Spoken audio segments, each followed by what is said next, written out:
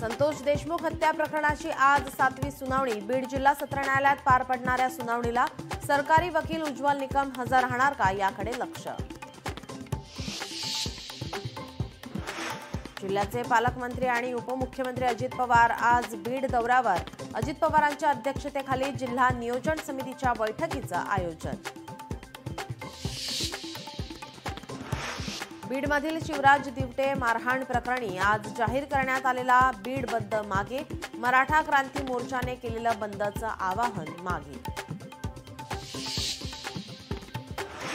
One nation one election संदर्भात लोकसभेची संयुक्त समिती महाराष्ट्र दौऱ्यावर। समिती सर्वपक्षीय नेत्यांसोबत चर्चा करणार। मुख्यमंत्री आणि समितीच्या सदस्यांची भेट होण्याची शक्यता। भारताचे परराष्ट्र मंत्री एस जयशंकर आजपासून 6 दिवसीय परदेश दौऱ्यावर। नेदरलँड, डेन्मार्क आणि जर्मनीला भेट देणार। पाकिस्तानचे उपपंतप्रधान आणि परराष्ट्र मंत्री इशाक दार आजपासून 4 दिवसीय चीन दौऱ्यावर।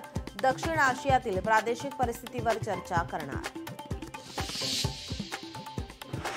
राज्यात अवकाळी पावसाचं संकट कायम। पश्चिम विदर्भात 2 दिवसाच्या विश्रांतीनंतर पावसाने पुन्हा लावली हजेरी। मुंबई, ठाण्यातही पहाटेपासून पावसाच्या सरी।